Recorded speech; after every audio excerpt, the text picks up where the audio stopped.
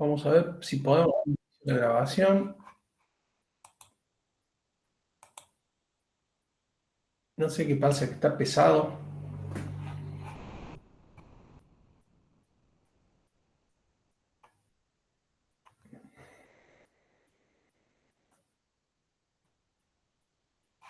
Un segundo, por favor, porque veo que no puedo dar comienzo a la grabación. No sé qué está pasando con la tecnología conmigo hoy día, así que...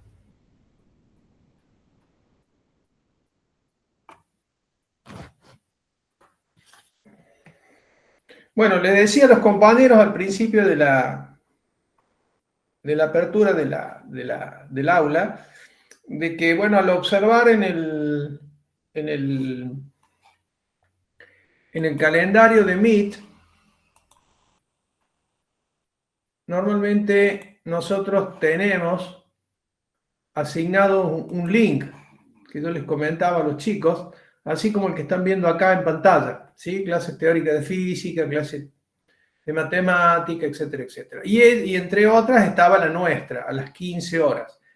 Pero no era la única, había otras clases más. Bueno, les decía problema de cada docente, ¿no es cierto? Pero vi que no estaba la clase nuestra, o sea, no estaba el link de la clase nuestra, así que les mandé a través por mensaje de aula, creé yo este link en el que están ahora y se los envié.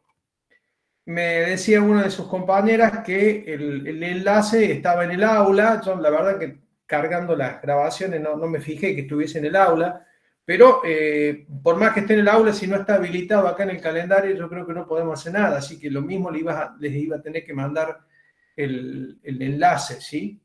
Ya voy a averiguar con las personas que estuviesen ocupadas de este tema, a ver qué es lo que ha pasado y si restituimos el enlace que normalmente veníamos ocupando, ¿sabes? Así que por ahora vamos a usar este enlace. Bueno, no sé qué pasa con la grabación, tampoco puedo iniciar la grabación.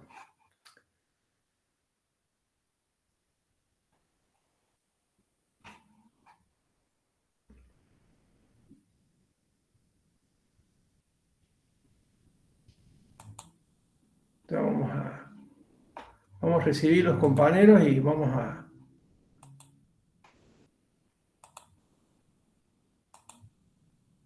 comenzar.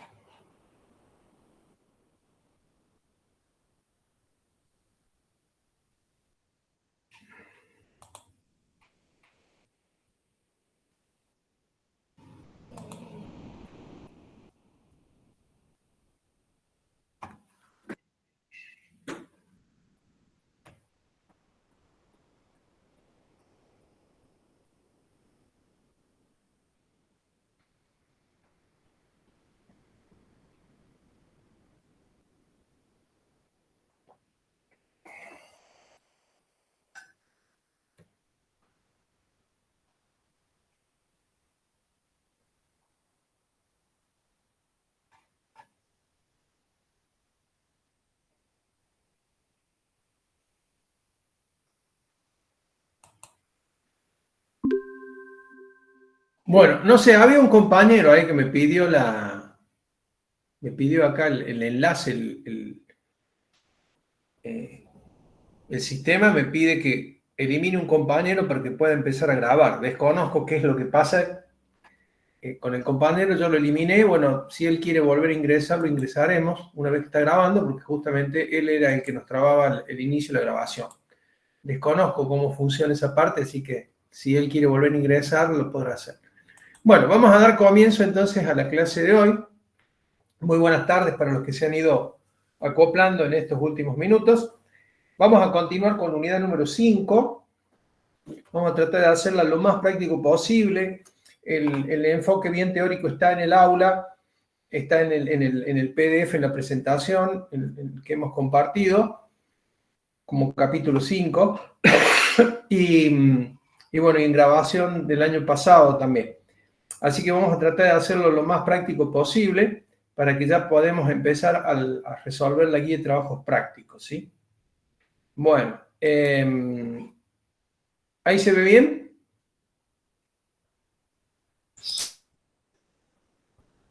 Sí, profe, ahí se ve bien.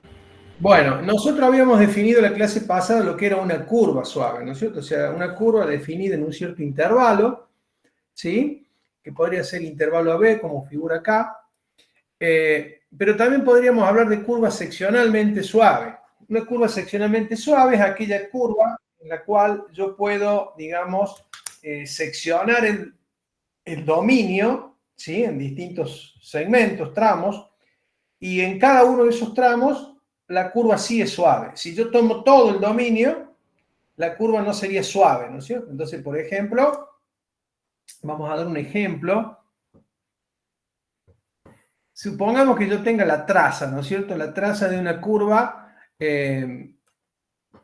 podría ser de esta forma, ¿no es cierto? Que termina en un punto anguloso. Por ejemplo, una curva cuya traza es de esta forma, ¿no es cierto? Bueno, esta traza, ya habíamos hablado en la clase pasada, es imposible parametrizarla como curva suave.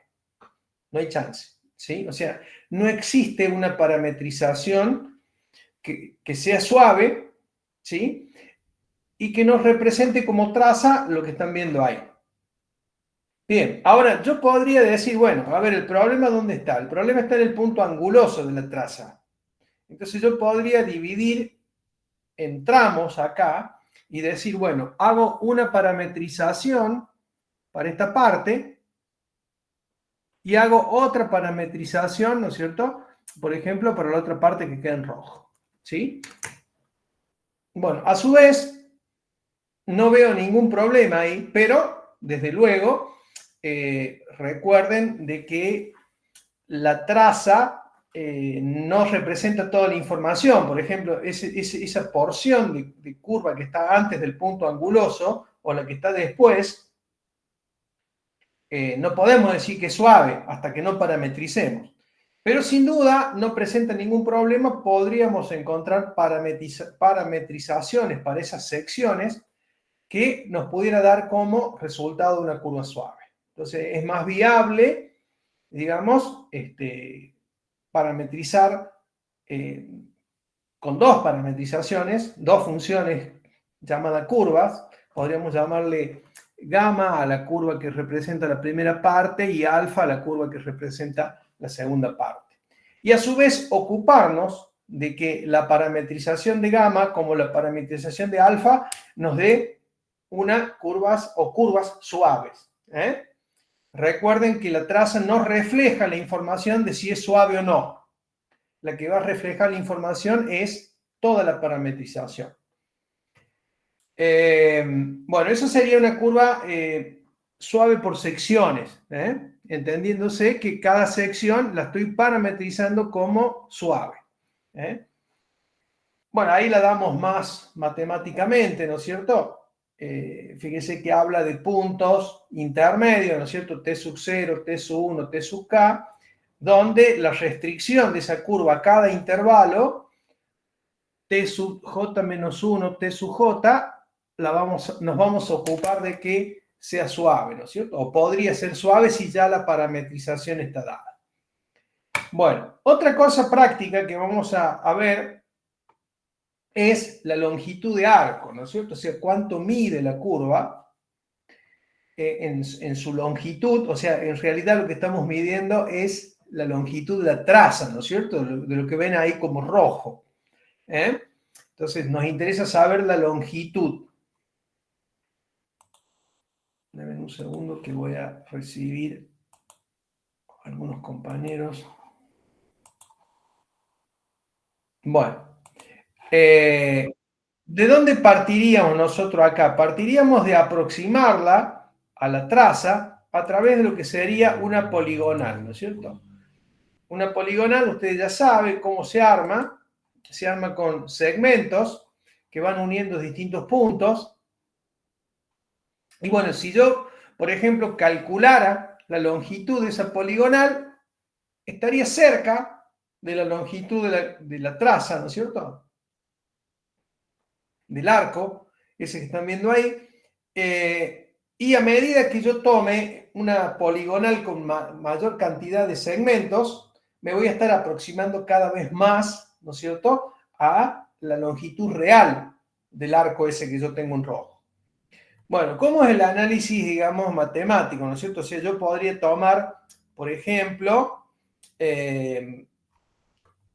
fíjense que acá, vamos a ir a la pizarra.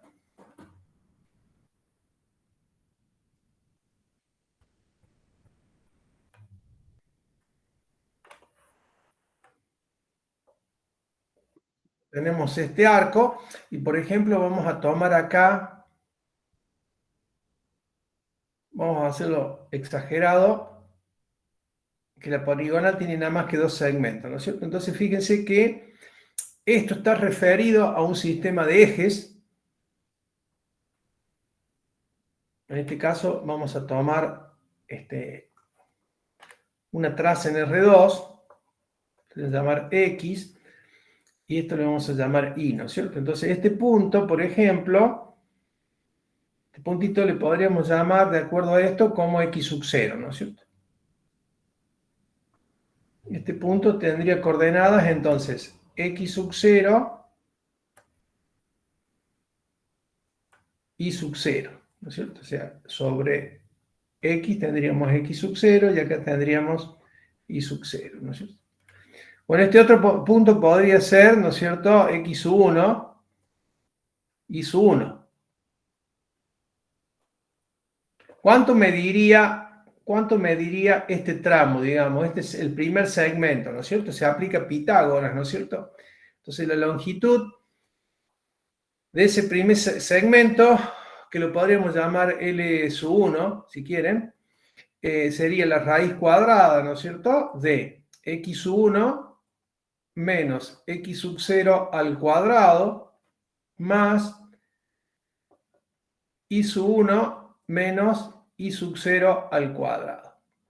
Esa sería la longitud del primer segmento. Y así podría tomar el segundo segmento, en este caso, este que está acá, sería el número 2. La longitud de ese segundo segmento sería también por Pitágoras, raíz cuadrada de X sub 2 menos X sub 1 al cuadrado, más Y sub 2 menos Y sub 1 al cuadrado, ¿no es cierto?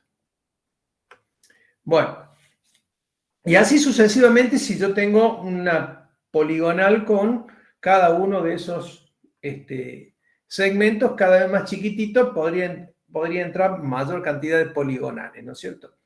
Entonces, en términos generales, sería esta expresión que está acá, para cada, digamos, para cada punto genérico X sub Y sub I, el que le sigue sería, o el que está para atrás, digamos, X sub 1, X sub I menos 1, Y sub I menos 1, ¿no es cierto? Yo podría sumar entonces la longitud de cada uno de los segmentos y voy a tener la longitud de esa poligonal. La poligonal es lo que está en verde, ¿no es cierto?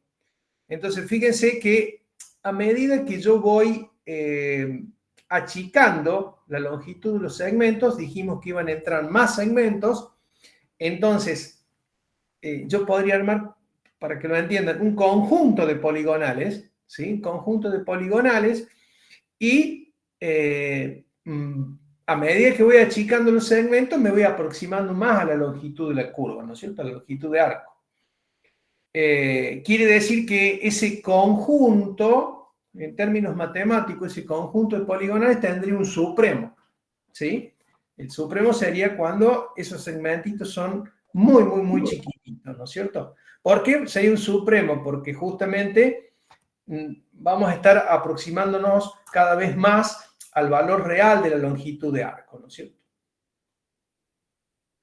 Bueno, acá lo decimos, ¿no es cierto?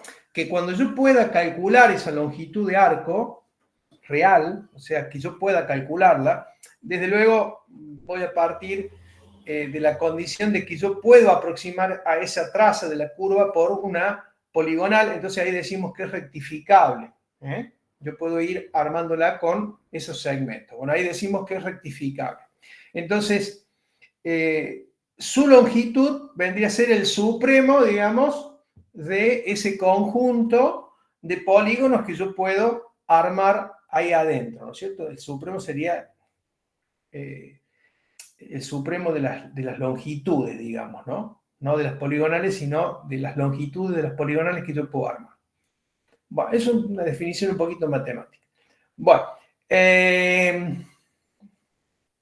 cada segmento va a tener digamos, un valor delta L, digamos. En su longitud va a ser delta L porque estamos suponiendo que esos segmentos no son diferenciales todavía, pero son chicos, ¿no es cierto? Son chiquitos. Entonces, por eso acá lo indicamos como delta, ¿no es cierto?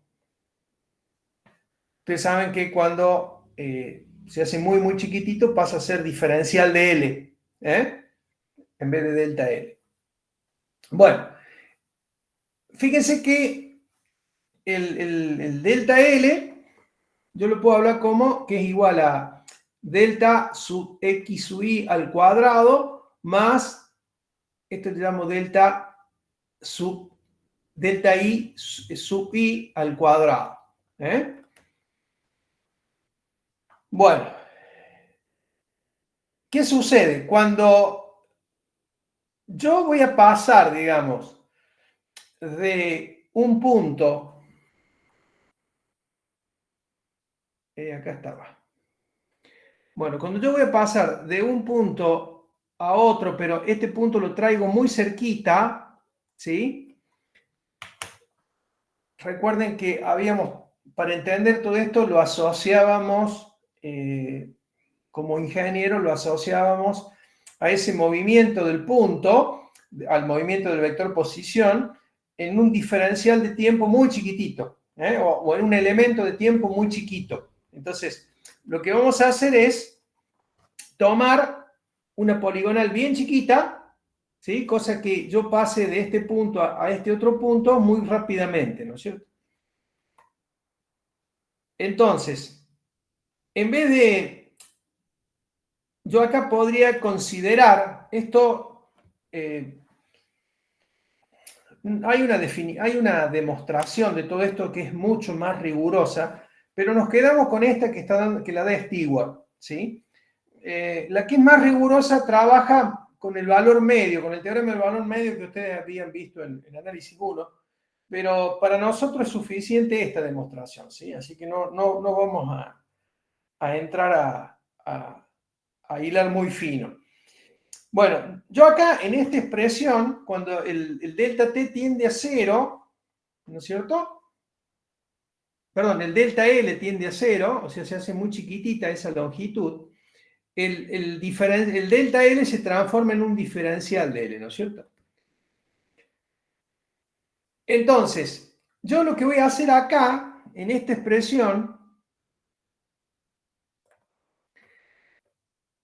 es hacer tender esto a 0, con lo cual esto tendería a 0 y esto tendería a 0, ¿no es cierto? ¿Por qué? En el dibujo se ve, ¿no es cierto? Si yo aproximo este punto acá muy próximo, el delta x pasaría a ser un diferencial de x y el delta y pasaría a ser un diferencial de y, ¿no es cierto?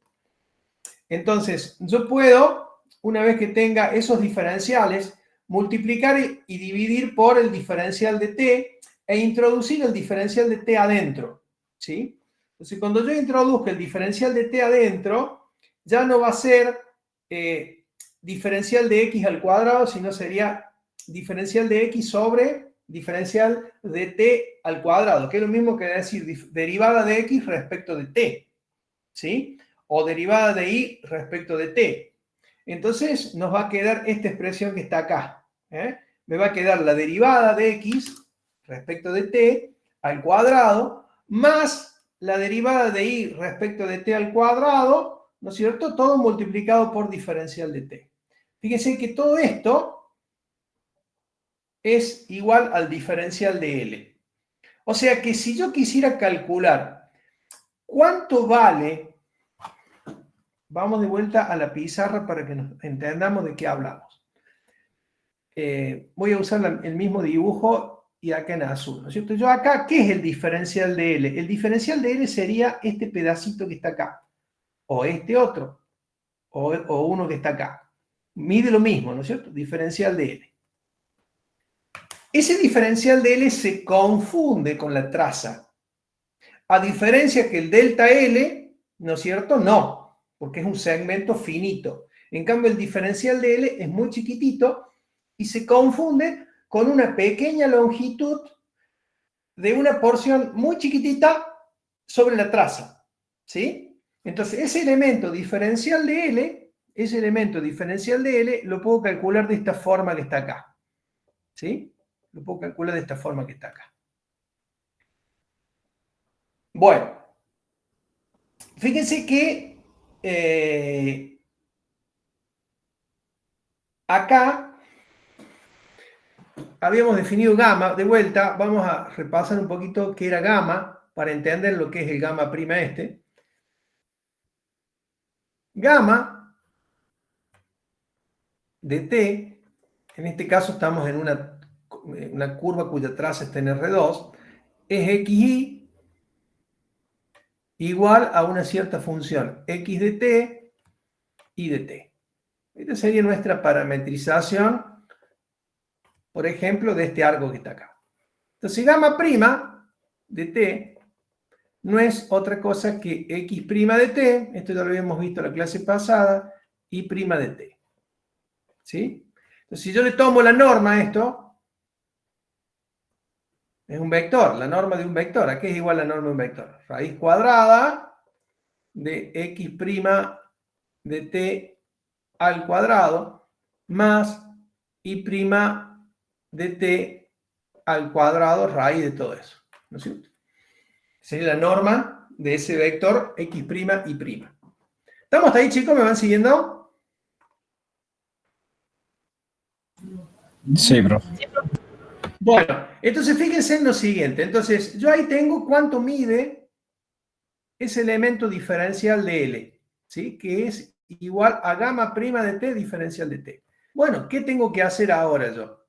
Y yo ahora tengo que sumar, ¿no es cierto? Este diferencial de L con este otro diferencial de L, con este otro diferencial de L, con este otro diferencial de L, y así sucesivamente. Sumar no es otra cosa que integrar.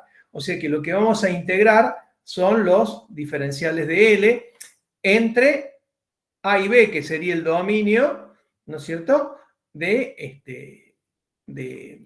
O sea, recuerden que gamma era la aplicación, ¿no es cierto? De un segmento que va a ser entre A y B, en este caso en R2, y que bueno, que nos daría como resultado la traza esta que tenemos nosotros acá, ¿no es cierto? Esto sería Y y esto sería X. Bien, entonces, esto va a ser igual a la integral entre A y B de gamma prima de t diferencial de t. Y esto es lo que nos da la longitud de arco, o L de gamma, para calcular la longitud de cualquier traza de una curva parametrizada. ¿Sí? Parametrizada. Recuerden que esta unidad nosotros la estamos trabajando con el enfoque vectorial o el enfoque paramétrico, ¿no es cierto? Bueno, ¿estamos hasta ahí o no?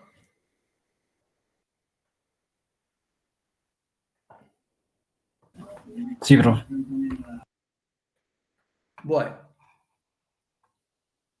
curvas paramétricamente equivalentes.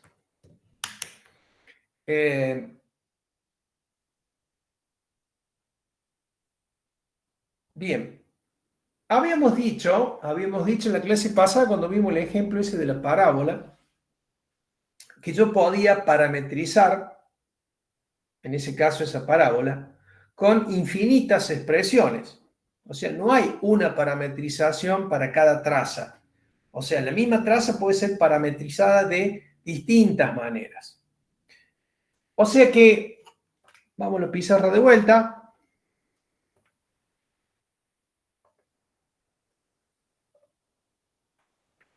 ¿Cómo sé yo, por ejemplo, si yo tengo una curva gamma de t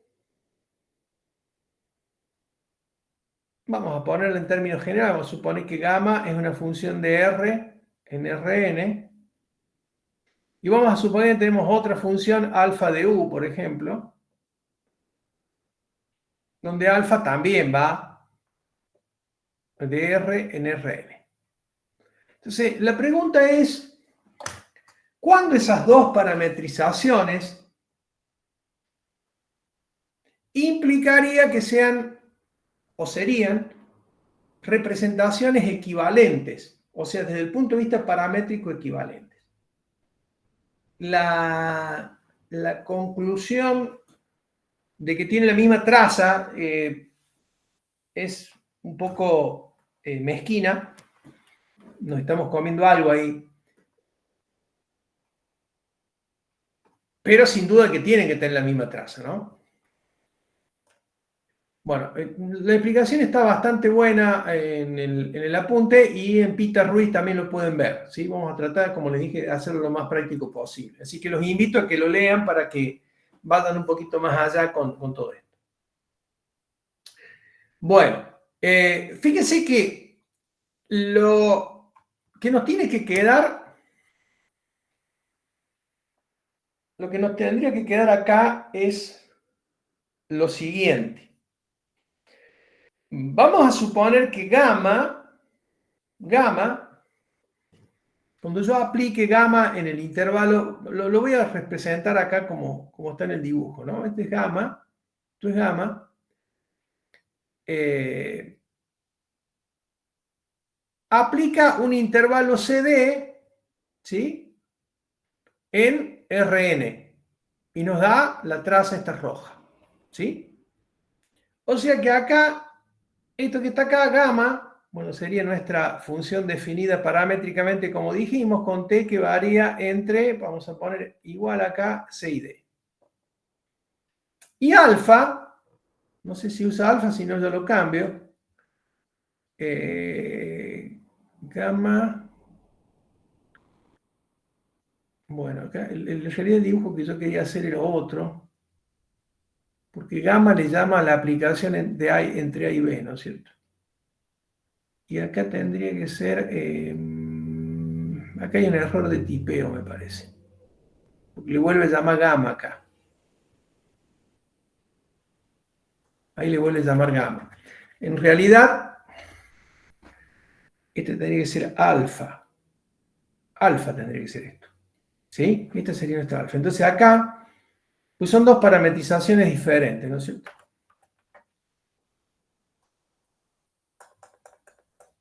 Bueno.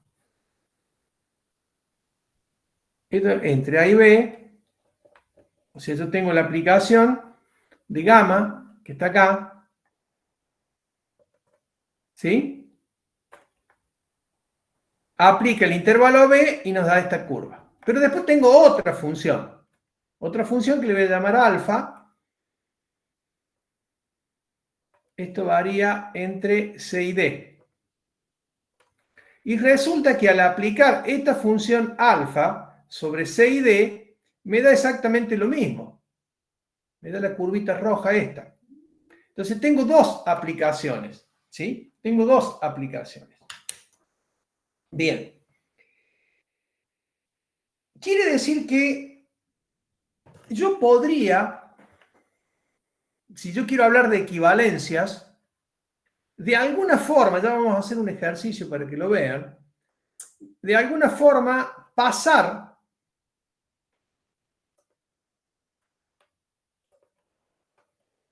de esta función a esta otra. O sea, que de alguna forma estén interconectadas o conectadas. Fíjense que en un caso es el parámetro t y en el otro el caso el parámetro u, ¿sí? Si yo puedo pasar de una a la otra,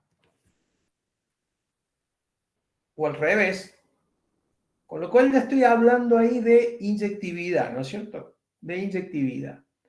Entonces, si yo hago,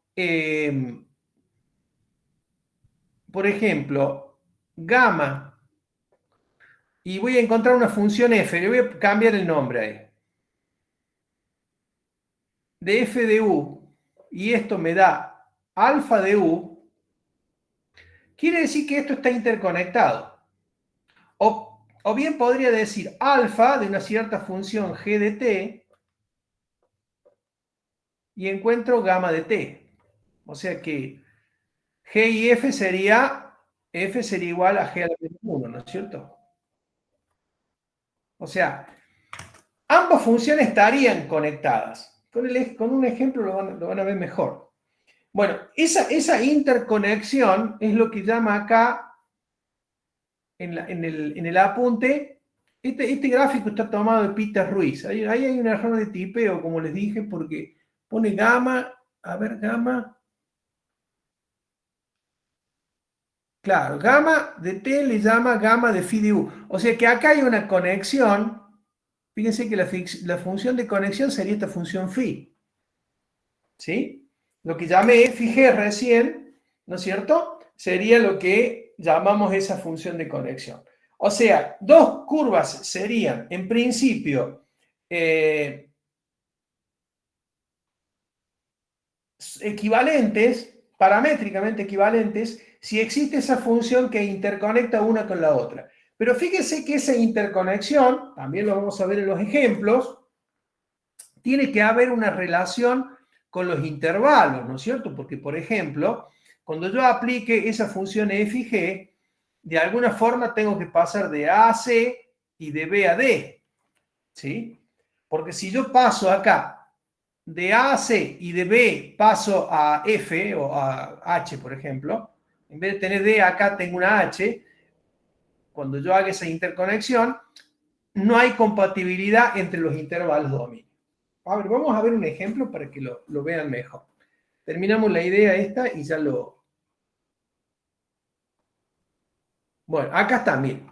Dos curvas paramétricamente equivalentes.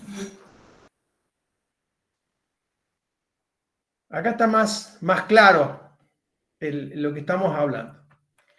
Bueno, ¿cuándo serían dos curvas paramétricamente equivalentes? Bueno, gamma de t es una función continua que aplica el intervalo a b, que es su dominio en Rn. Nos da una cierta traza, ¿no es cierto? Y alfa es una función continua también de la misma forma, pero en este caso su intervalo de dominio iría entre C y D. Pero a su vez, ambas tienen que estar interconectadas por un cambio admisible de parámetro. Entonces tiene que existir una función f que me transforme este intervalo en este otro, porque si no, no estamos parametrizando lo mismo. Entonces, fíjense que esa función phi de C va a ser igual a y phi de D va a ser igual a B, ¿no es cierto? Y acá está, ¿no es cierto? Alfa de U sería igual a gamma de phi de U. O sea que yo puedo, lo que estoy diciendo ahí es que yo puedo pasar de una parametrización a la otra sin que exista una incompatibilidad con los espacios dominios. ¿Sí? Veamos un ejemplo. Permítanme que busque un ejemplo para que lo veamos. Denme un segundo. Vamos a ir a la guía de trabajos prácticos. Un segundito.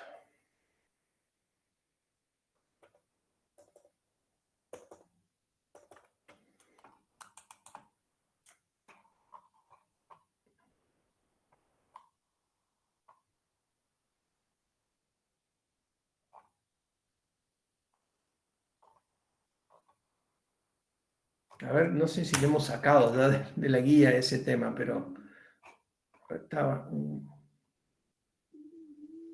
paramétricamente equivalente. Acá está, a ver.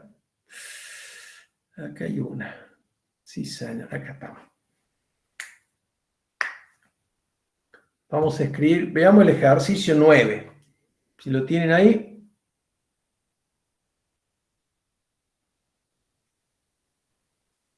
Vamos a hacer el 9A, que es el más fácil, ¿sí? Muy parecido a la parábola que vimos la clase pasada.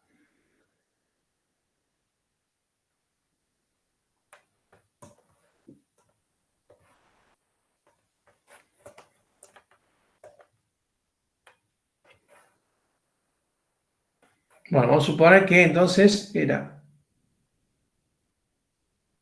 gamma de t cuadrado,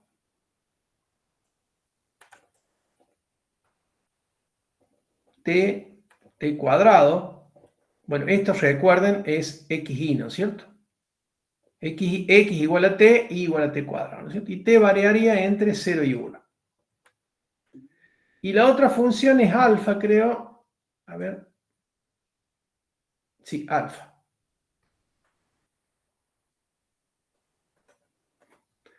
Es u al cuadrado, u a la cuarta, para u que varía entre 0 y 1. Bien, ¿cómo sé yo si son paramétricamente equivalentes? Fíjense que es muy fácil.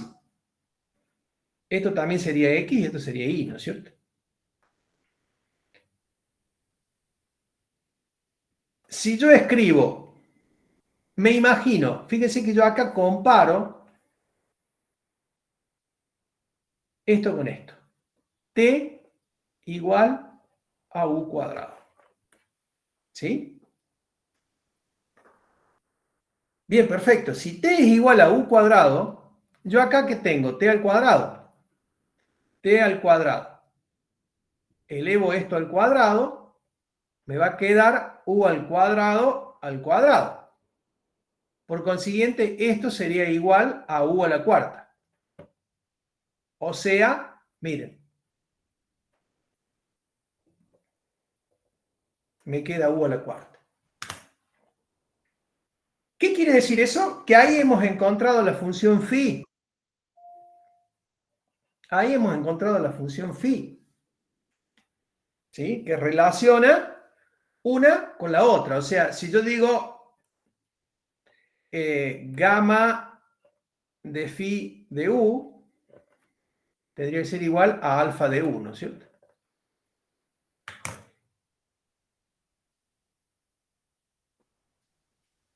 Entonces, nuestra phi de u sería u cuadrado. ¿Eh? O sea que hay una conexión funcional entre una y la otra. ¿Sí? Pero ahora, observen lo siguiente, que eso no alcanza.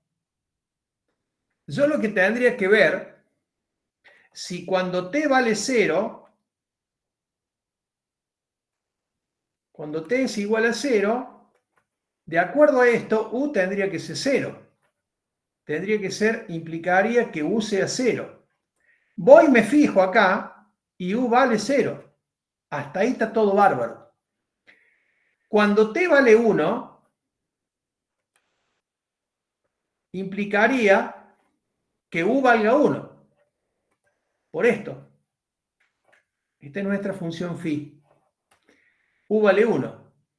Entonces, fíjense, u vale 1. O sea que estas dos curvas son paramétricamente equivalentes. ¿Sí? Paramétricamente representan lo mismo y tienen las mismas propiedades que después vamos a ir viendo. Ahora, ¿qué hubiera pasado si yo maliciosamente hubiese puesto acá un 2? Si hubiese puesto un 2, ahí dejarían de ser paramétricamente equivalentes, porque yo acá dije que cuando t vale 1, de acuerdo a esto, u tendría que valer 1. Epa, vale 2. Entonces, ahí no serían paramétricamente equivalentes. ¿Se entendió, chicos?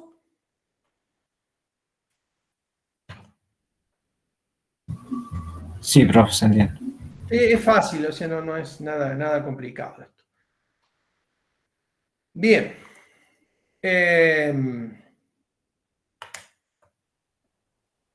Bueno, vamos a empezar a explicar un poquito esto.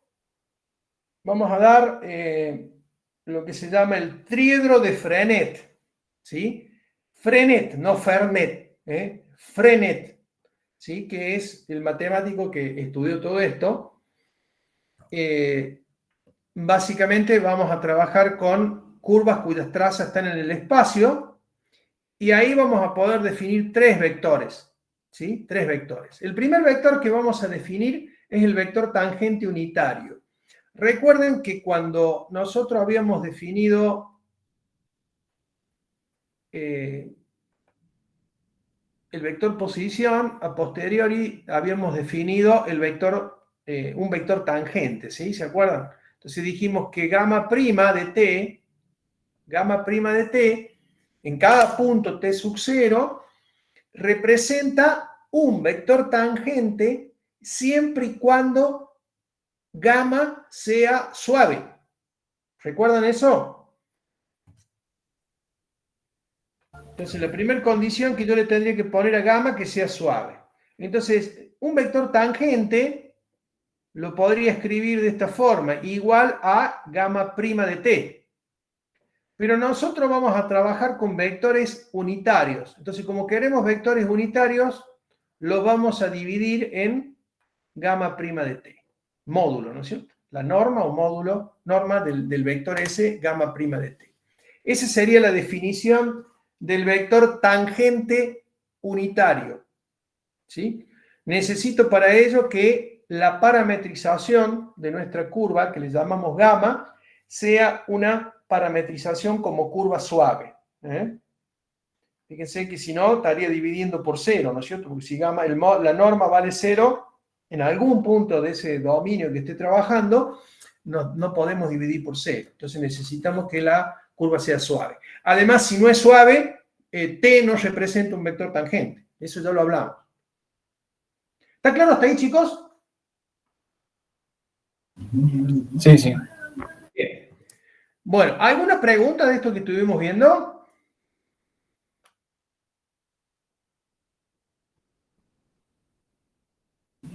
No, por el momento no.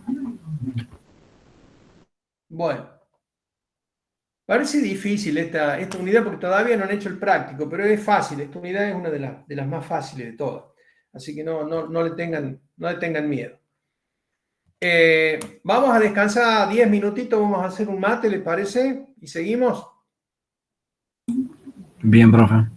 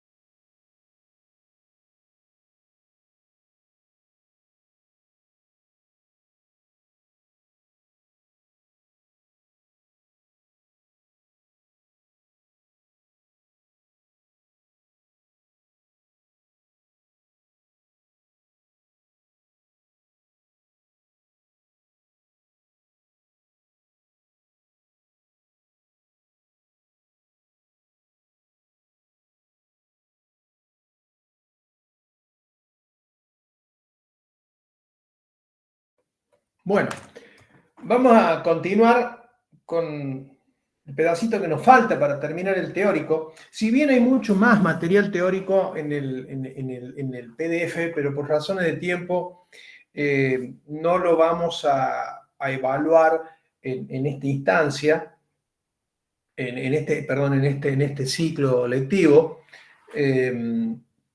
De todos modos, son temas que están dentro del programa, ¿no es cierto? O sea que al momento de rendir los tienen que ver, como por ejemplo curva parametrizada por longitud de arco, curvas suavemente equivalentes. Está todo ahí en el apunte, es muy fácil y muy simple, así que no van a tener problemas, ¿sí? Bueno, les decía, vamos a compartir.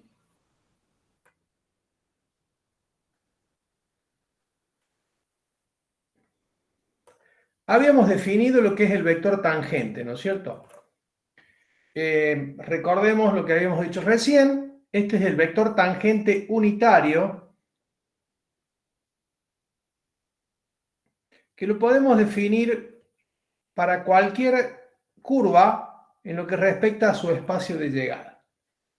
Nosotros nos vamos a enfocar en particular en lo que viene para curvas cuyas trazas estén en R3, ¿sí? Y ahí donde vamos a definir lo que se llama el triedro de Frenet,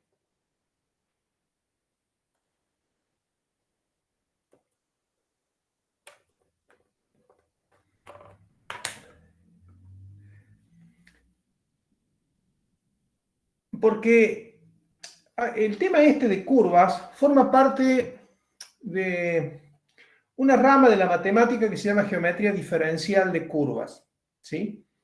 De hecho, hay materias específicas que estudian todo lo que tiene que ver con las curvas y donde se estudia toda la geometría, el comportamiento de ellas a través de distintas herramientas, entre ellas el triedro de Frenet, ¿sí? Entonces, esto del triedro de Frenet es válido, pero ya van a ver que podemos tomar algunas cosas para curvas que van de R en R3.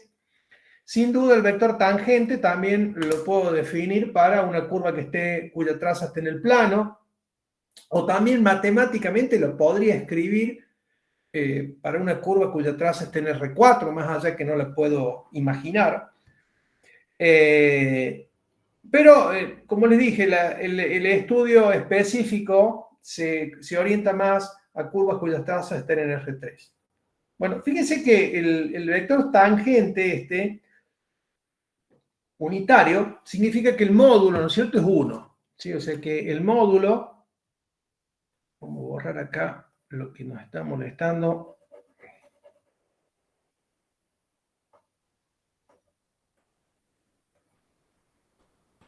Bueno, el módulo, cuando yo puedo definir el vector tangente, es 1. ¿Sí? Por lo tanto, fíjense que yo podría escribir que el producto punto de los dos vectores es 1. ¿Sí? Cuando tengo que la norma vale 1, el vector ese producto punto por el mismo va a ser igual a 1. Si yo ahora hago la derivada de esto, fíjense que me va a quedar t' por t más t por t'. Más allá que sean vectores, son aplicables las reglas de derivación, ¿no es cierto? Y esto es igual a 0. La derivada de una constante vale 0. Quiere decir que 2t' por t es igual a 0. O sea, cuando el producto punto de un vector por otro vector nos daría 0. Y bueno, muy fácil, cuando t es perpendicular a t'. Son ortogonales, ¿sí o no?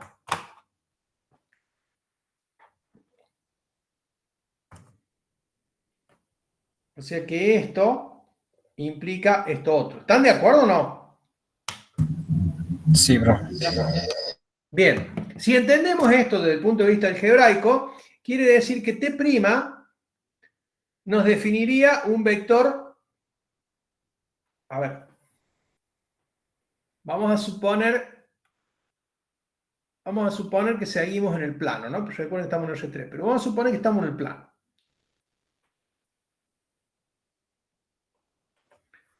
Entonces, yo acá voy a tener, en este punto, por ejemplo, el vector tangente. Cuando yo haga esto, T' va a ser un vector normal a T, o sea que acá puedo tener algo así, ¿no es cierto? Por ejemplo. Esto va a ser T'. O sea, el ángulo de estos dos es 90 grados, pi sobre 2. Bien. Por consiguiente, si ese T' es ortogonal a T de T y T de T es tangente, quiere decir que T' es normal a la traza.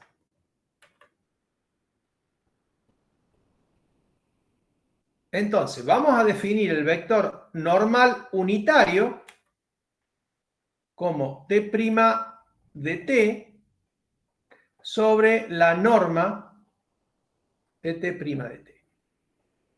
Y este sería el segundo vector del triedro. Triedro quiere decir 3. Voy a definir 3 vectores. Estoy en R3 ya, ¿no? Fíjense que estoy definiendo el triedro en R3 para una curva cuya traza está en R3. Entonces, el vector tangente sería el primer vector del triedro, el vector normal sería el segundo vector del triedro. Bueno, nos posicionemos ahora en el espacio.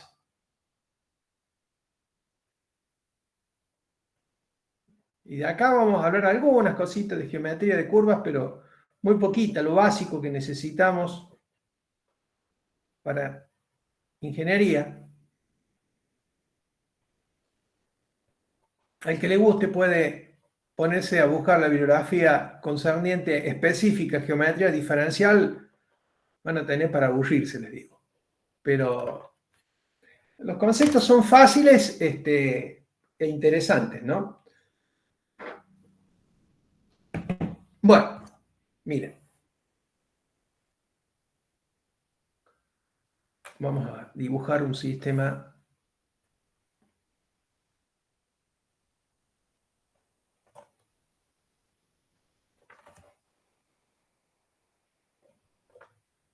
Vamos a estar en R3, ¿no es cierto? Sería X y Z. Y vamos a dibujar una curva cuya traza sea así, por ejemplo.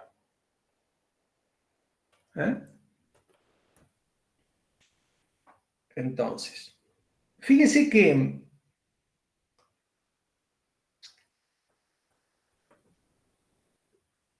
recuerden que una base en R3 también es de 3 dimensiones. O sea, yo puedo dibujar 3 vectores linealmente independientes, ¿sí? Acá ya hemos considerado 2. Por ejemplo, este sería el vector tangente, T de T. El vector normal sería algo así, digamos, como acostadito, que esté normal N de T. Y fíjense que todavía tengo la posibilidad de poner un vector más ahí, que sea ortogonal a N de T y a T de T. O sea, ortogonal a los dos. Bien, ¿cómo lo podría dibujar? Este vectorcito lo vamos a hacer, déjenme ver qué colorcito nos queda. Marrón, por ejemplo. Lo voy a poner así. Ese vector es como que apunta hacia ustedes de alguna manera, ¿sí? Para que lo vean. Bien. Ese vector recibe el nombre de binormal, o sea, el vector binormal. Y se indica con B de t. ¿Y cómo resulta? ¿Cómo hago para sacar un vector normal a otros dos? Y muy simple. Es el producto vectorial. Y este sería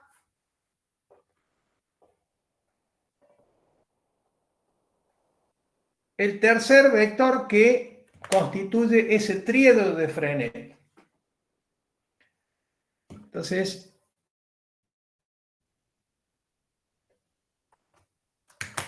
ese es el vector binormal. Estudiar estos vectores, como les dije, en la geometría diferencial dice muchas cosas. Nosotros vamos a decir algunas nomás. Ustedes dirán, bueno, profe, pero ¿por qué lo dibujó ahí el vector tirando hacia nosotros y no lo puso hacia abajo? Porque hacia abajo también da un vector a 90 grados respecto de n y a t. Bueno, fíjense que esto lo defino como un producto vectorial. Y en ese producto vectorial se utiliza la regla de la mano derecha o la regla del tirabuzón. ¿La conocen o no? Sí, sí, bro. Bueno, si ustedes hacen el producto vectorial de t por n, ¿sí? Imagínense que, a ver si me sale bien el dibujo, porque ya hace mucho que no dibujo, este sería el dedo pulgar, ¿sí?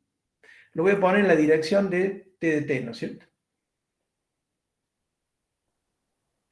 El dedo índice lo voy a poner en la dirección, el índice lo voy a poner en la dirección de n. Entonces, fíjense que el dedo anular iría hacia ustedes.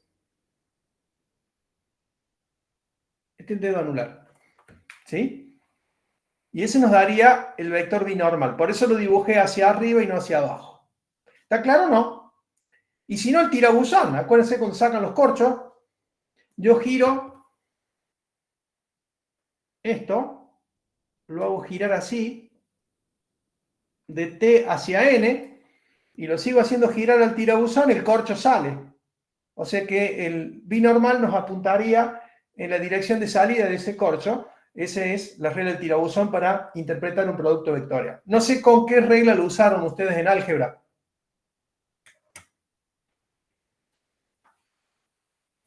En física usamos En física la estaba regla de la pensando mano derecha. también. Claro, cuando ven electromagnetismo, todo eso. ¿Verdad? Claro, sí, sí. Bien. Bueno, estos tres vectores son ortogonales entre sí, constituyen lo que se llama el tríado de Frenet. Bueno, si yo tomo en este dibujo, vamos a hacer algunos comentarios que nos van a ser útiles para las definiciones que siguen.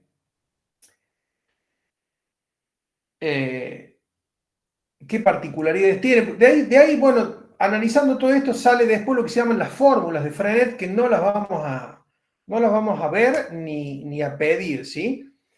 Pero interpretan o incluyen, perdón, dos conceptos que son el concepto de curvatura y de torsión, ¿sí? Bueno, ya lo vamos a explicar, digamos, rápidamente y vamos a expresar las fórmulas. En principio, fíjense que el vector T y N, nos permite acá armar lo que se llamaría un plano. Recuerden que un plano se constituye por dos vectores linealmente independientes. Si yo hago en ese punto x sub 0 de 3 coordenadas,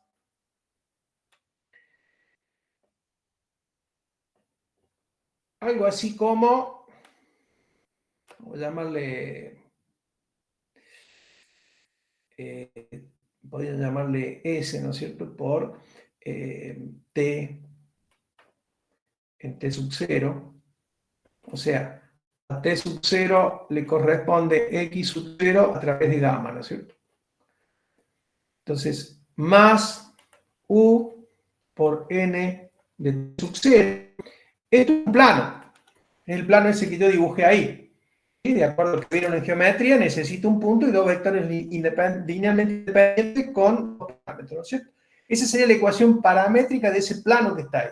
Bueno, ese plano recibe el nombre de plano osculador. ¿Sí? Es el plano donde, al menos en un entorno del punto x sub 0, este sería el punto x sub 0 de 3 coordenadas, déjenme que escriba esto, x sub 0 es este que está acá, los vectores esos estarían contenidos en ese plano que es el plano osculador. Bien, ¿qué podemos decir respecto al plano osculador? Permítanme que borre esto, va a quedar la grabación. Vamos a suponer que ustedes tienen una mesa.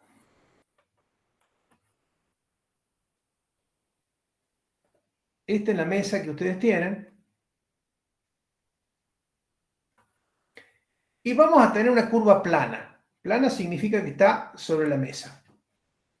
¿Está bien? Bueno, fíjense que si yo me voy a poner a dibujar el vector normal y el vector tangente, para cada punto de la traza de la curva,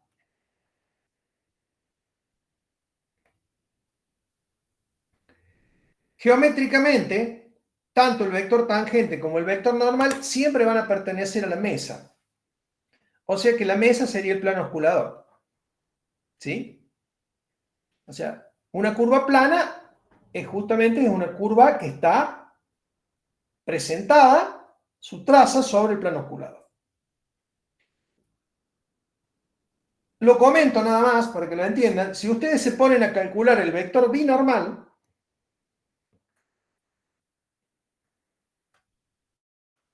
ese vector binormal va a tomar esta forma. No hablamos mucho de esto, simplemente lo comento. Ese vector binormal es constante. Y que sea constante implicaría que su derivada sea igual al vector nulo.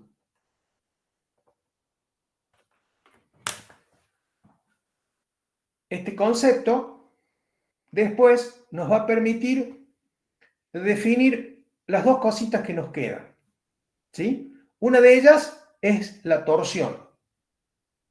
Pero primero, antes de hablar de torsión, que es cuando el vector binormal es constante o no, está el concepto de curvatura. Hay dos conceptos que son el de curvatura y torsión. Esos dos definiciones,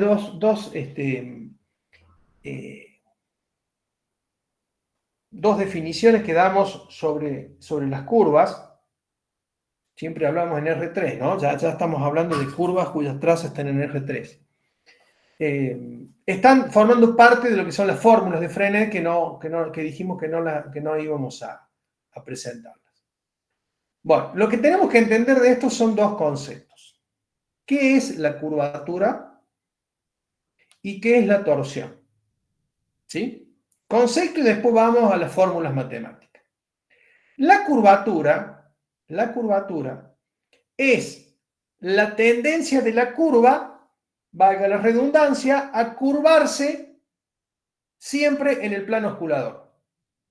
O sea, la curvatura es un concepto, por así decirlo, que se define de forma plana, ¿no es cierto? O sea, vamos a estar relacionando con el movimiento, cómo se comporta, cómo tiende a doblarse la curva, la traza, siempre manteniéndose en el plano osculador. Bien, veamos este tema cómo es. En algún momento en uno de los apuntes estaba, pero debe haber estado incompleto, por eso creo que lo saqué, creo, no recuerdo. Ya después me voy a fijar si no está en el aula. Pero lo explico ahora. Vamos a imaginar, este concepto de curvatura es un concepto también intuitivo, hagan de cuenta que van en un auto, ¿no es cierto? Fíjense que si yo voy en un auto,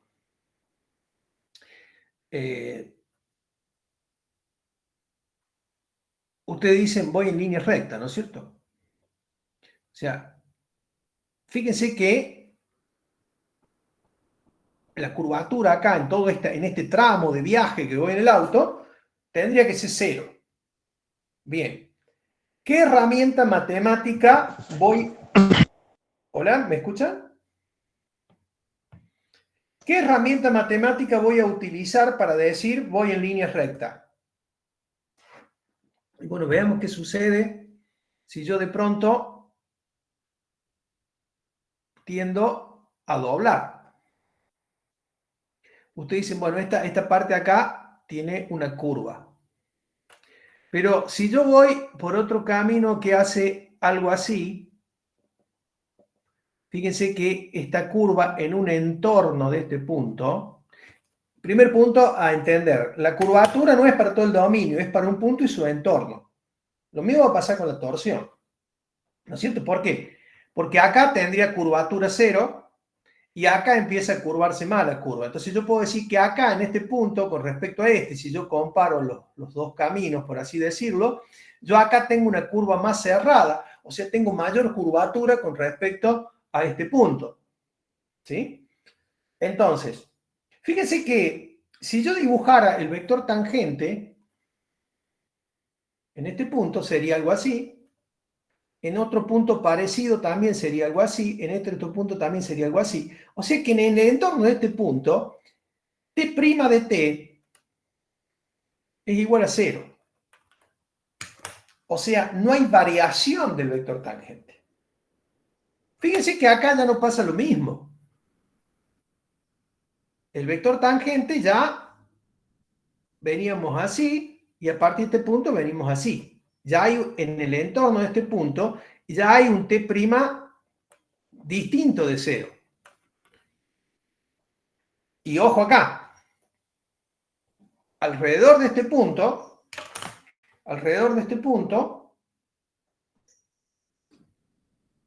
¿qué sucede con el vector tangente? Varía más rápidamente, o sea, el cambio t' es mayor que en el anterior. O sea que el vector t', en definitiva, y a esto es lo que quería llegar, el vector t' me da un indicador matemático para medir la curvatura, ¿sí? Que lo voy a medir en un punto y en su entorno, porque después puedo tener, como les dije, una línea recta y no tengo curvatura. O puede cambiar el indicador ese, porque podría venir después de acá, de este punto, que es muy fuerte, podría venir otra curvita que es muy suave. Entonces, la curvatura se define en cada punto y en su entorno, y el que nos da un indicador de cómo es ese comportamiento en términos de curvatura sería el vector tangente. Bien, pero cuidado con esto. Estas dos curvas, o todas las que dibujé en rojo, como la que está en azul arriba, ninguna se sale del plano osculador. Dicho de otra manera, la curvatura es la tendencia de la curva a curvarse dentro del plano osculador. ¿Estamos de acuerdo o no? Esa sería una definición.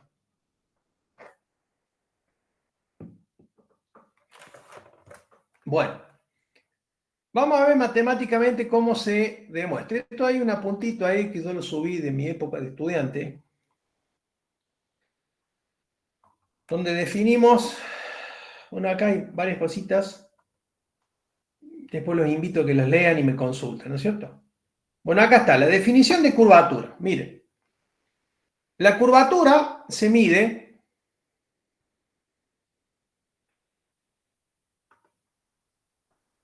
en la letra kappa, que es esta, kappa de t, es un escalar, ¿no? No es un vector. Se mide por el módulo de t' de t. Y se toma un factor de escala que es, fíjense acá, el módulo de gamma prima de t.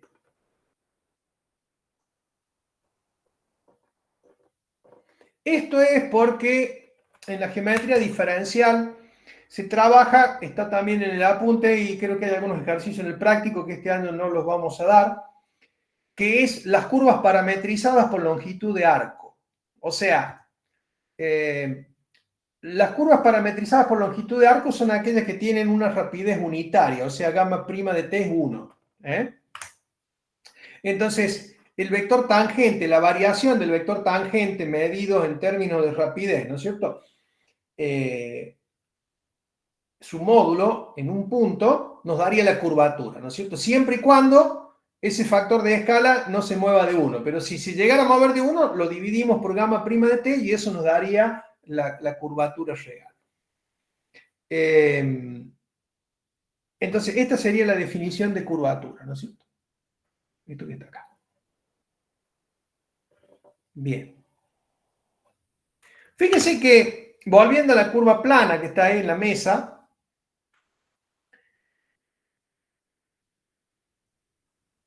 ¿qué pasaría si yo, por ejemplo, esto sea un alambre, ¿no es cierto? Entonces ustedes vienen de la mano, agarran con la mano acá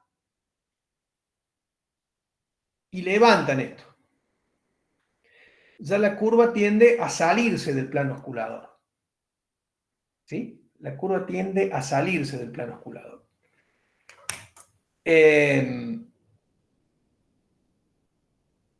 Lo mismo si usted tiene un resorte. Vamos a dibujar un resorte. Bueno, acá vamos a dar concepto porque si nos queremos un poquito más allá, vamos a tener que dar todo lo que son las fórmulas de Frenet y no es esa la idea. Este es un concepto. Vamos a suponer que tenemos un resorte.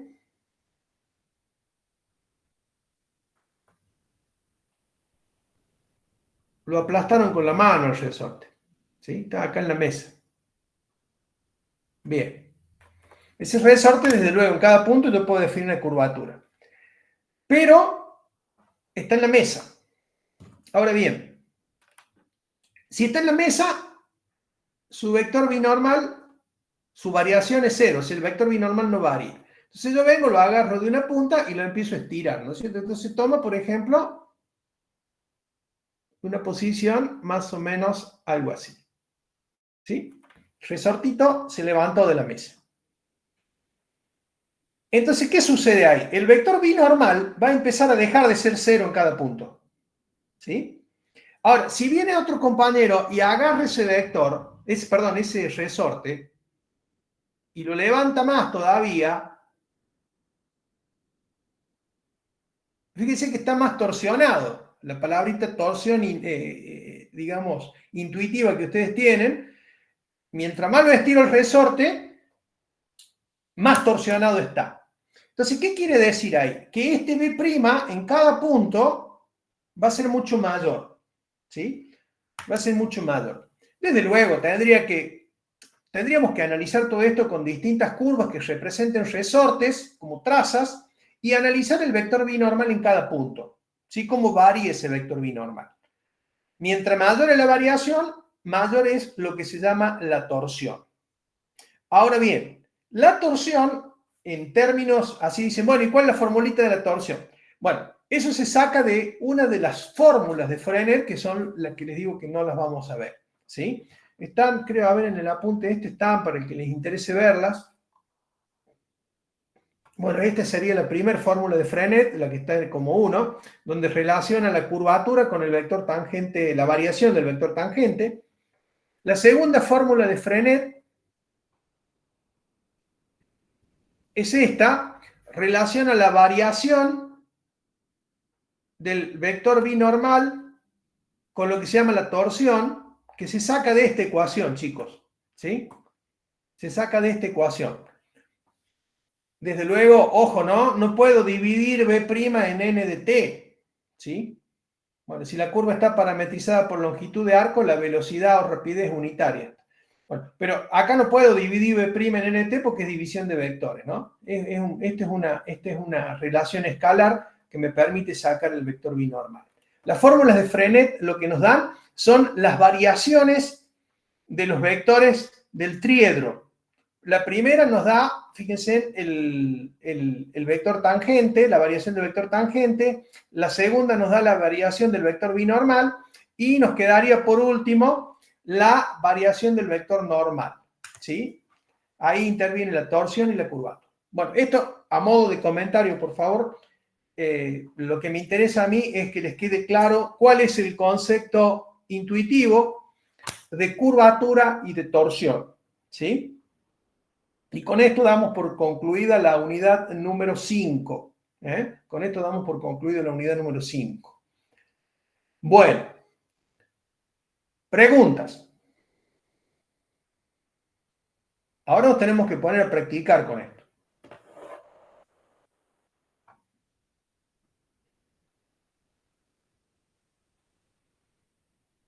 Profe, entonces ese punto de longitud de arco del TP no va. Lo que está, a ver, vamos a ir al TP y ya después, vamos a hacer una, déjame ver acá dónde estaba el TP, porque no sé si lo cerré. Acá está el TP, mira. ¿A dónde lo viste eso? Al final creo que estaba, ¿no? No, creo que es el punto 11. Bueno, a ver, vayan anotando, chicos. A ver, esperen. Vamos a... Ya voy a anotar eso también para no olvidarme. Denme un segundo. Un segundito.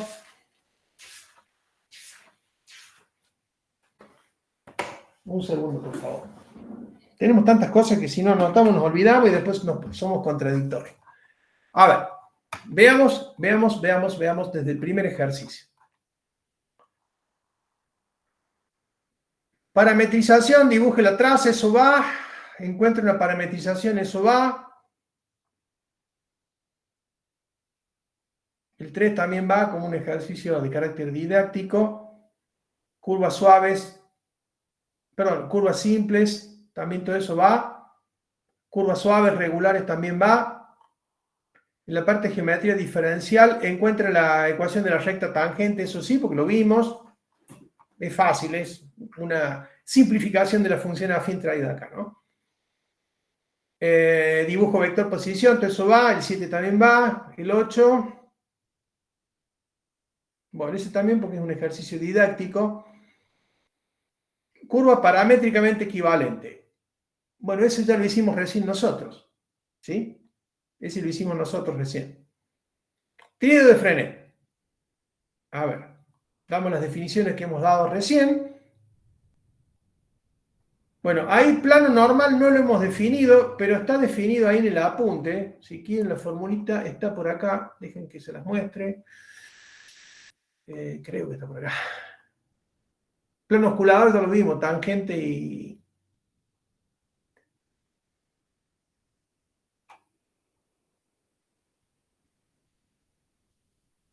Tangente y normal sería el plano osculador, ¿no es cierto?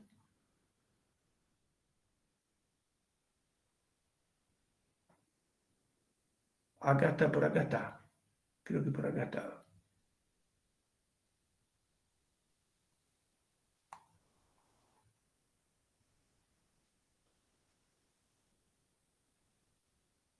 Bueno, no recuerdo si estaba acá. Bueno, pero ese no lo vean porque no es importante. Porque a ver, yo puedo definir tres planos, ¿no es cierto? El osculador, que es el que acabamos de definir, que es el que nos interesa. El normal y el binormal. ¿Sí? Así que no recuerdo si estaba, pero no importa. No es importante ese punto. Así que de ahí, plano osculador sí, plano normal no. O sea, plano normal no. Estamos buenitos este año. Bueno.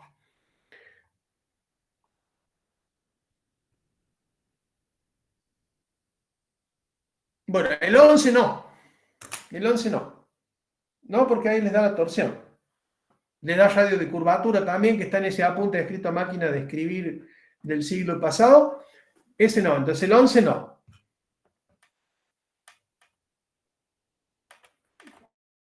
No es nada difícil.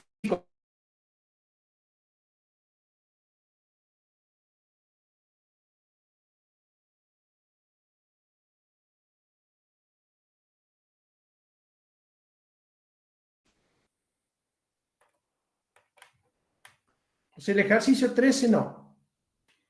El 14 tampoco. No les va a quedar nada. Y bueno, después tiene el cuestionario ahí que cuando van a rendir sobre todo lo tienen que ver. ¿Está claro, chicos? Es cortito el práctico y es fácil porque estamos administrando funciones de una sola variable. ¿Sí? Trabajamos con vectores, pero son 3 o 4 definiciones, o sea, no tienen muchas cosas, ¿sí? El que les puede costar un poquito más es la primera parte, la parte de cómo paso de la forma explícita, digamos, a la forma paramétrica o al revés, ¿no es cierto? que eso ya lo vamos a trabajar. Parte de esto, bueno, yo no sé si todos están formando parte del espacio ese que hemos armado de profundización y de fortalecimiento. Algunas cosas las vamos a hacer el día viernes, más que nada repaso, ¿no es cierto? Y bueno, ya vamos a coordinar con Ramiro a qué parte van a ver de todo esto para que complementemos y podamos hacer el 100% de los ejercicios, menos lo que les acabo de decir, ¿no? No, plano normal no va. No sé, a ver, me voy a ver los chats porque como estuve hablando fuera de la... Sí, plano normal no. Es una definición, es armar un plano con dos vectores, pero no viene al caso. Del 10 dije que plano normal no va del 10.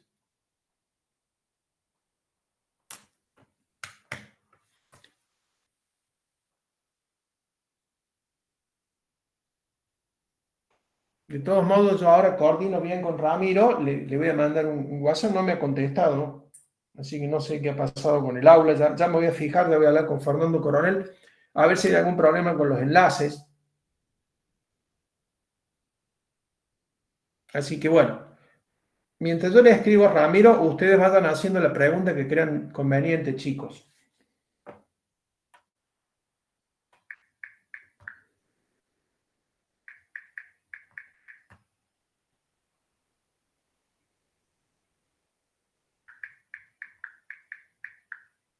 Pregunten, vamos, pregunten.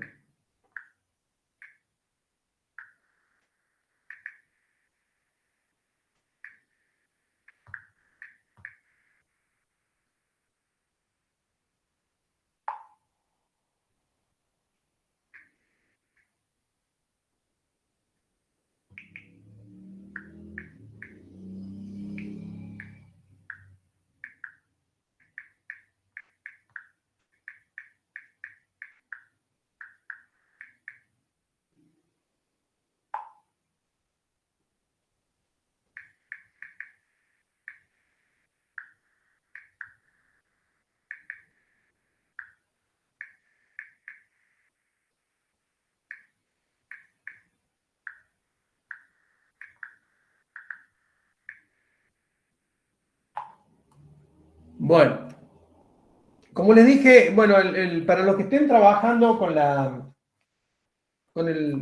el espacio de fortalecimiento, lo que les dije en la primera clase, bueno, es que van a trabajar ustedes. Ya vamos a ver cómo coordinamos en función de esta unidad, cómo van a trabajar o cómo vamos a trabajar. Pero si no es en este encuentro, va a ser en el próximo. Los que participen de ese espacio,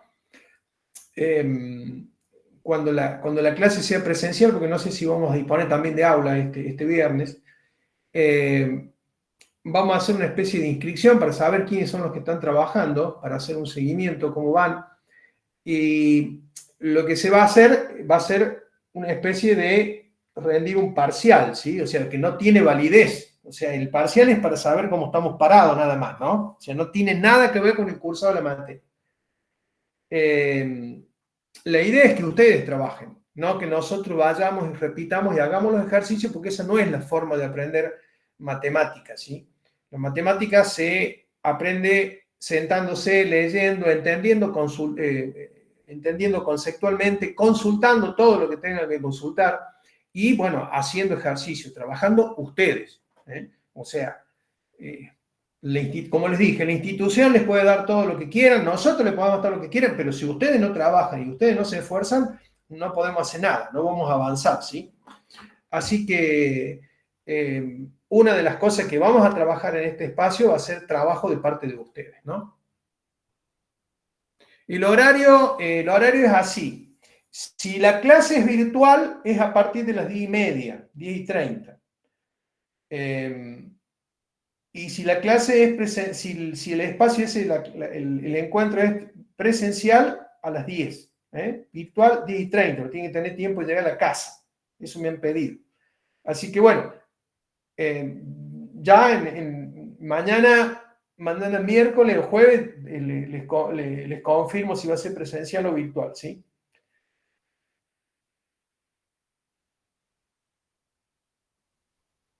Bueno, si no hay más preguntas, dejamos por hoy acá para que se relajen un poco. Una pregunta, profe, disculpe. Dime. En el caso de la curva, ¿cierto? Usted dice suave es irregular o regular. Y las consideraciones esas, por ejemplo, que es continua, que la derivada primera es distinta del cero para todo valor. Sí. Y tengo duda en la última parte, esa en los extremos. Vamos por parte. Bien. Curva suave es sinónimo, es regular. No sé qué dijiste de irregular. No, yo pregunté si era suave o regular. Suave son sinónimos. Suave, regular, lisa son sinónimos. Ah, bien. ¿Sí? Punto número 1. Después, ¿qué me preguntaste? Del La punto 2. consideración esa que es, primero, continuo, que la derivada primera es distinto de cero, son consideraciones que pertenecen a la regular, ¿verdad? Claro. Necesitas que la curva sea continua clase C1, o sea que puedas sacarle las derivadas, pero además, cuando armas el vector gamma prima, ese vector no puede ser cero, no puede ser el vector nulo en el punto que estás trabajando. Claro, distinto de cero. Y en ese caso de, profe, porque hay otra consideración en los extremos, ahí es lo que no entiendo, ahí, ¿cómo me podría explicar? ¿Cómo los extremos? Perdón, ¿qué consideración en los extremos? Nosotros dimos dos consideraciones, ¿no? ¿Dos consideraciones nomás son? Sí, no sé por qué habla de los extremos. Porque vi un ejercicio, ¿se acuerda? En el que daba una curva y justo daba el punto 0 y 2. Y bueno, nosotros pensamos que era no regular y resulta que había sido regular, algo así. Pero no sé en qué caso es, no sé cuál fue eso. ¿Qué fue un ejemplo que yo di? No un ejercicio que vi en el práctico. En el práctico, ¿ya estuvieron trabajando ustedes con eso? No, yo vi un ejercicio anterior, ¿se acuerdan que quedamos en que viera los videos anteriores? Bien, déjame que lo vea acá, están acá en el práctico, donde estoy abriendo. Ya lo digo, la verdad que no me acuerdo, pero yo preguntaba si había más consideraciones. Déjame ver. Claro, puede ser el ejercicio D. Sí, bueno, si vos lo incluís al extremo sería suave. Sí. Sería no suave en el extremo. Ahí se te anula, porque lo estás incluyendo al cero. Bien. Sí. Ahora sí, ya, gracias. De todos modos, no. A ver, después cuando para ciertos análisis, es interesante el comentario que hace el compañero, porque para ciertos análisis hay aspectos evaluativos que pueden ser continuidad o integrales. En este caso va a intervenir un integral si calculamos la longitud, por ejemplo. Te hago este comentario. Yo te doy un vaso de agua. Sí. Imagínate que vos estás, digamos, con gravedad cero, ¿no es cierto? Vos le sacás el vaso, queda el agua flotando. ¿Te lo imaginás a eso? Sí. ¿Queda más agua o menos agua? ¿O igual agua? ¿Queda el vaso flotando?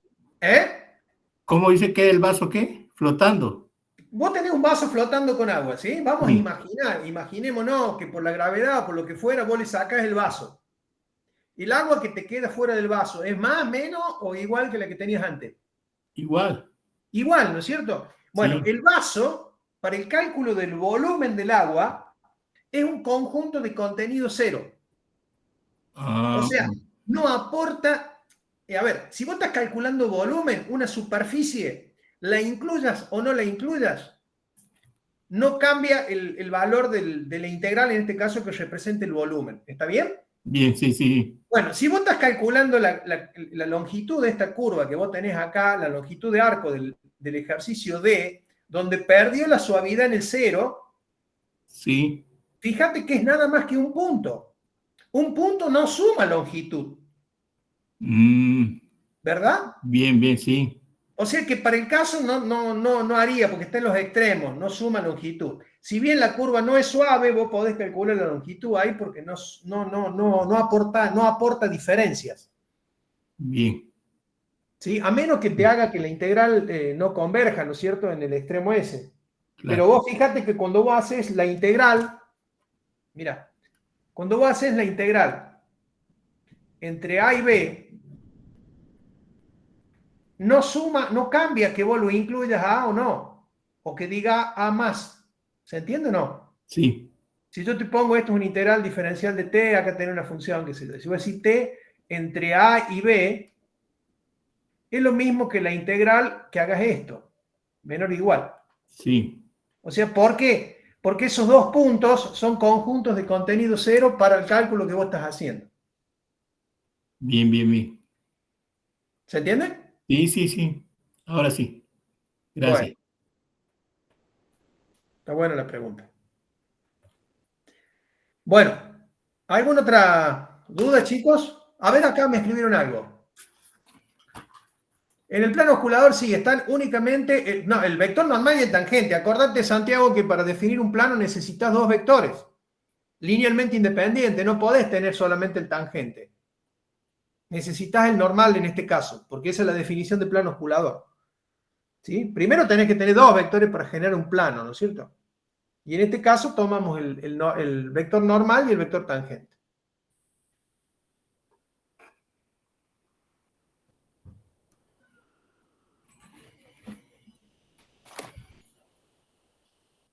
Bueno, si no hay más preguntas, dejamos acá, chicos, ¿les parece? Sí, también. Bueno, lo estamos viendo el jueves, Dios mediante, y bueno, y si no el viernes también. ¿Eh?